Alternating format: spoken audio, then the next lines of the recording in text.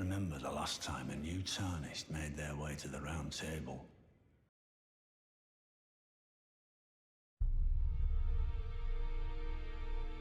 There's a colourful collection of characters to be found at the Roundtable Hold, all with their own respective stories.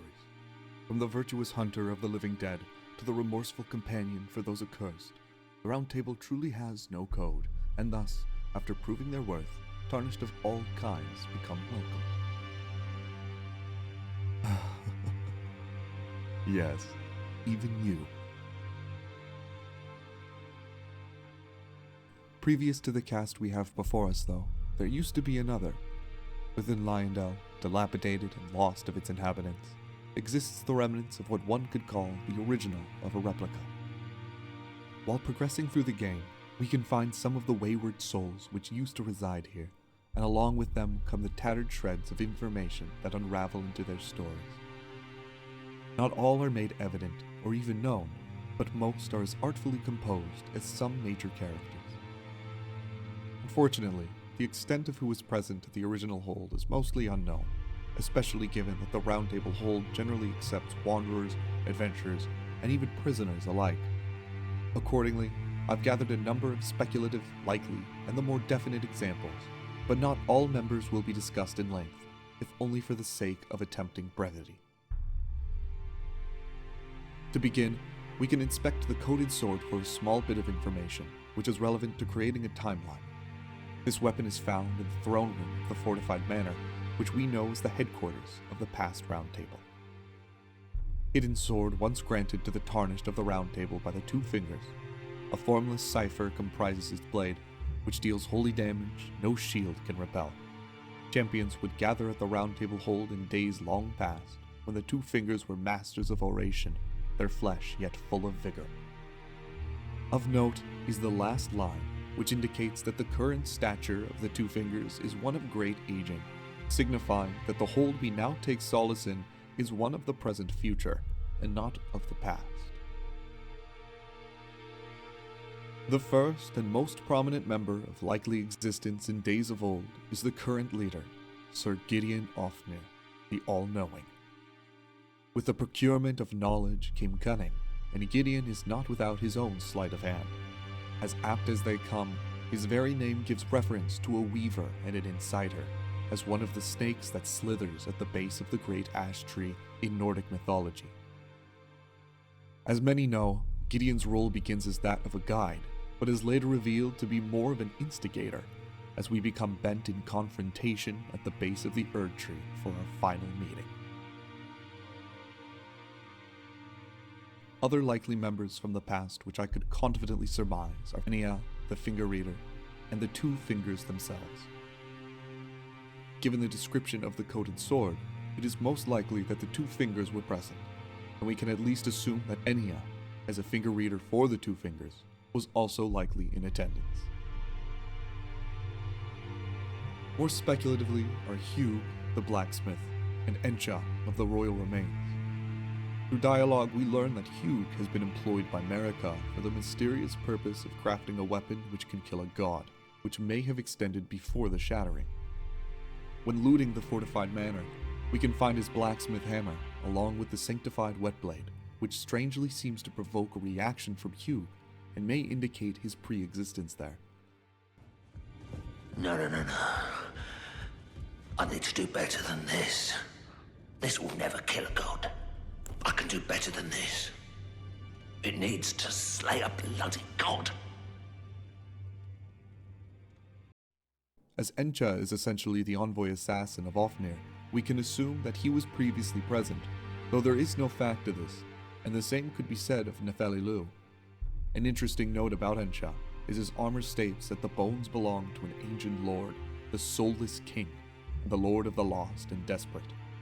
Perhaps this is why we find Encha under the servitude of Ofnir.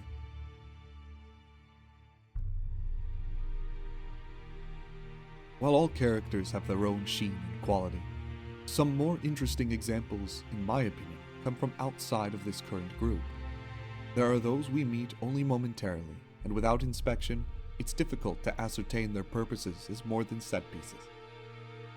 Hidden from view and held within the dungeon of a deranged teacher in the arts of magic is a character we can learn about, a puppet from Preceptor Celivis's collection, Dolores. Dolores is described as a handsome archer who dressed in the style of a man. Called the Silent Hunter by some, she fires St. Trina's arrows from her short bow. Dolores once belonged to the Roundtable Hold, where she was both a critic and friend of Gideon, and it was because of her that he and Celivis went their separate ways. Some have speculated that this character is a reference to another from a previous Souls game, but in any case, her description alludes to the possibility that Celivis may have also been a member of the Roundtable Hold before parting ways, though we cannot be certain. In addition, given that Dolores is found wearing the page garb, it is possible that she was a willing page for Ofnir before becoming a helpless one for Celivis.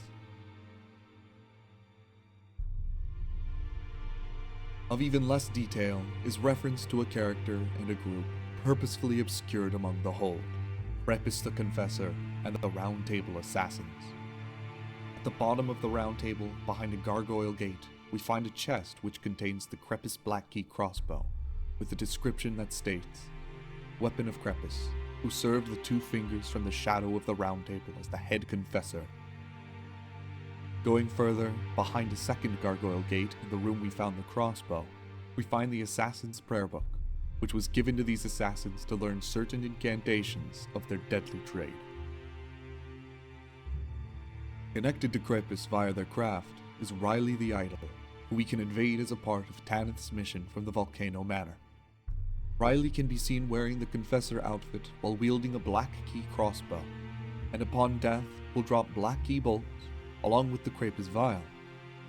The other weapon wielded by this character, the Scorpion Stinger, lends some minor insight into the dissident nature of these assassins outside of their positions within the Roundtable.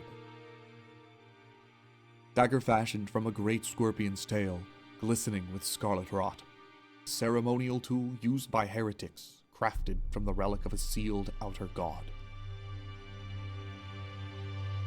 In a similar mission from the Volcano Manor, we're sent out to fight some of the first members of the Roundtable Hold, in no other than the fortified manor itself. The two characters we fight are Vargrim, the Raging Wolf, and his friend, the errant sorcerer Wilhelm. Vargrim is known by his helmet, which is adorned with the pelt of a white wolf, and legend holds that Vargrim aspired to be as wolves are shadows to Empyreans. Wilhelm, on the other hand, is a bit of an oddity. Not all members of the Roundtable are willing, as his description states that after being guided into confrontation with his friend Vargrim, he was taken prisoner by the Roundtable Hold.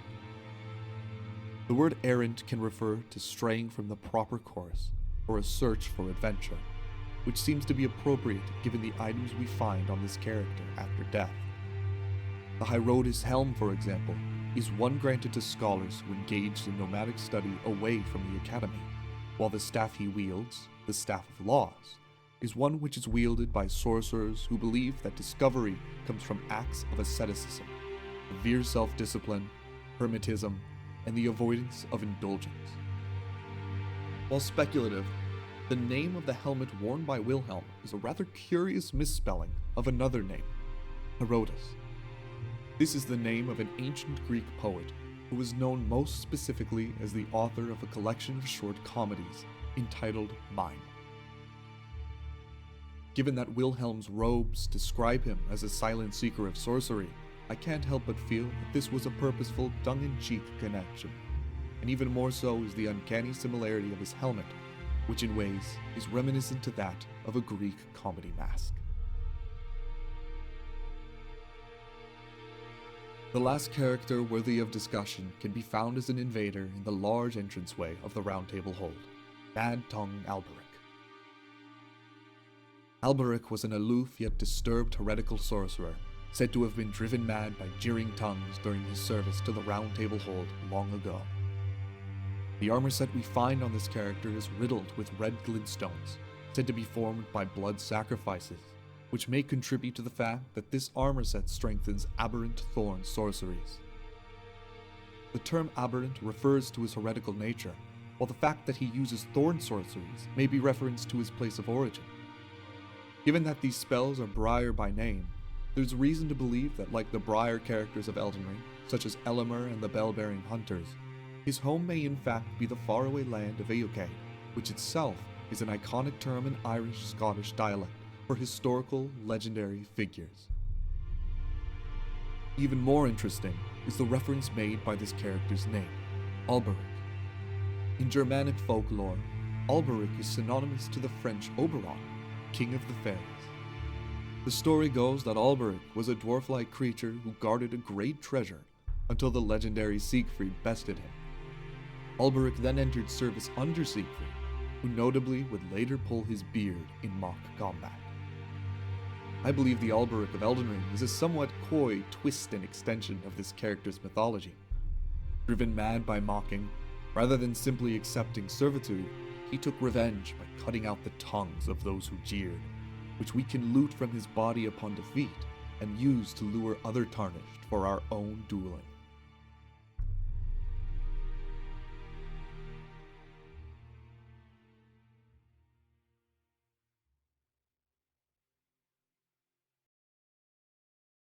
Who's your favorite character of the Roundtable Hold? Do you believe I missed anybody? Is there anyone you would like to learn more about? Leave your thoughts and opinions in the comments. I appreciate it. Also, thanks for watching and for all the support. It means a lot.